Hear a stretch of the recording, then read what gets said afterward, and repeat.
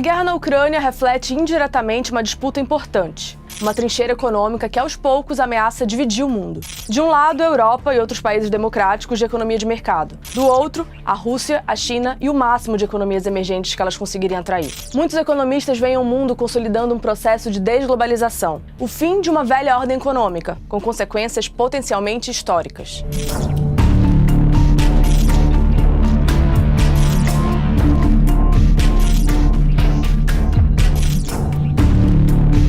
Vou começar chamando a atenção para esse discurso do Vladimir Putin. Ele foi feito na última cúpula do BRICS, o grupo de economias emergentes que reúne China, Rússia, Brasil, África do Sul e Índia. Убеждены, сейчас как никогда востребовано лидерство стран БРИКС в выработке объединяющего, позитивного курса на формирование по-настоящему многополярной системы межгосударственных отношений. При этом можно рассчитывать и на поддержку многих государств Азии, Африки, Латинской Америки, стремящихся проводить независимую политику.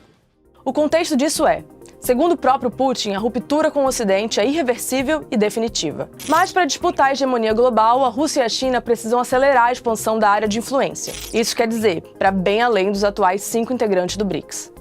Bem, esse realinhamento das forças políticas, essa espécie de nova ordem mundial, já está acontecendo. A guerra na Ucrânia é vista como apenas um elemento que deixou isso ainda mais claro. Ela reforçou a necessidade de China e Rússia se alinharem mais economicamente e buscarem mais parceiros no mundo. Na mira está sobretudo o chamado Sul Global, países em desenvolvimento localizados na Ásia, África e América Latina. Essa aproximação já estava acontecendo antes da guerra. Lembra, por exemplo, do início da vacinação na pandemia? Foram justamente as vacinas russas e chinesas as primeiras a serem distribuídas em grande escala em vários países emergentes, como o Brasil e a Argentina. A Argentina, aliás, está querendo entrar no BRICS a convite da China. Pequim quer incluir o país na nova Rota da Seda. Trata-se de um mega projeto que busca melhorar o acesso da China aos mercados e recursos internacionais e fortalecer a influência chinesa em países estrangeiros. Desde a década passada, por exemplo, a China já é o maior parceiro comercial da África como um todo. As estimativas são de que haja pelo menos 10 mil empresas chinesas atuando por lá. The whole model, our capitalist model, I mean, maybe with more social characteristics in Europe, but still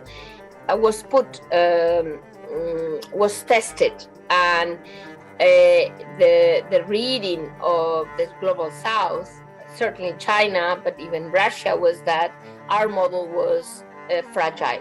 Very fragile. Mas que modelo é esse exatamente que estaria em xeque? Durante décadas, os Estados Unidos foram a superpotência econômica mundial incontestável. Após a Segunda Guerra, o país experimentou um enorme crescimento, impulsionado por um consumismo desenfreado. A queda do mundo comunista em 1989 solidificou ainda mais a crença num sistema liderado pelo Ocidente. As barreiras econômicas foram caindo na medida que países precisavam atender às demandas de um mercado global cada vez mais conectado. Olha esses números. O comércio mundial em 1950 estava em 63 bilhões de dólares.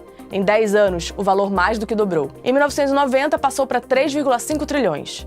Em 2020, já estava em mais de 17 trilhões de dólares. Mas nos últimos anos começou o que especialistas veem como um retrocesso da globalização. E muitos acreditam que a crise financeira global preparou o terreno para o que a gente está vendo hoje. A crise de 2008 e 2009 foi seguida na década posterior por um aumento do populismo, do nacionalismo e do autoritarismo em todo o mundo. E aí veio ainda uma pandemia e a guerra.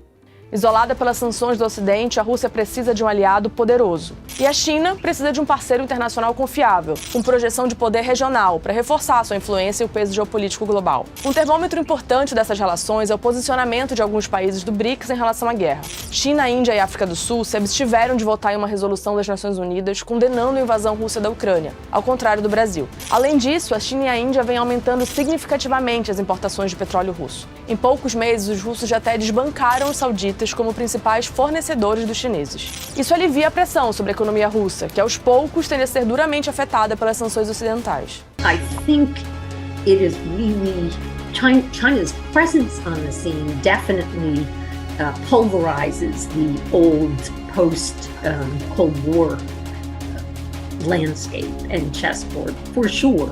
But the question is really how does the rebalancing occur and how does it take place? Isso tudo se insere dentro de uma estratégia maior de Pequim. Muitos especialistas dizem que a China deseja uma ordem mundial sustentada em 3 pilares: politicamente multipolar, funcionalmente multilateral e ideologicamente pluralista.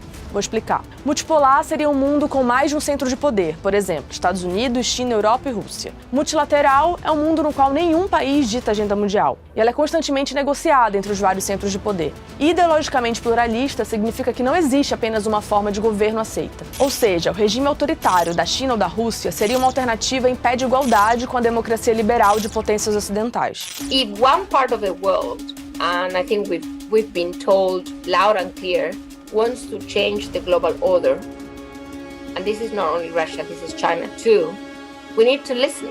E como o Ocidente reage a isso? A guerra acabou unindo as potências ocidentais. À frente está o G7, criado para agrupar os 7 países mais industrializados do mundo. Estados Unidos, Canadá, Japão e as principais economias europeias representam 10% da população mundial. Mas o peso econômico delas no PIB global chega a 40%. Mas essa frente ocidental não se limita ao G7. Ela inclui também a União Europeia como bloco e, o que é também muito importante, tem uma vertente militar com a OTAN. Die Staaten der G7 haben eng zusammengestanden, genauso wie die Europäische Union und die NATO, als es darum ging, die Unterstützung für die Ukraine zu organisieren gegen den brutalen Angriff Russlands. Und zwar von Anfang an.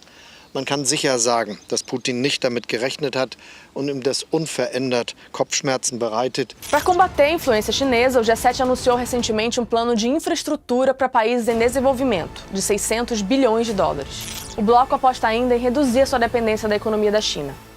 Esses seriam sinais de uma desglobalização, ou seja, do recuo da integração econômica global, ou pelo menos na diminuição da crença da globalização como único modelo possível. O que está em jogo é a hegemonia global, e essa disputa não tem como reflexo só a guerra na Ucrânia. Esse conflito vai além dos termos econômicos. A médio prazo, esconde riscos muito maiores. Die einen, die Vereinigten Staaten, befürchten den relativen Abstieg, die anderen, China, drängen auf den relativen Aufstieg.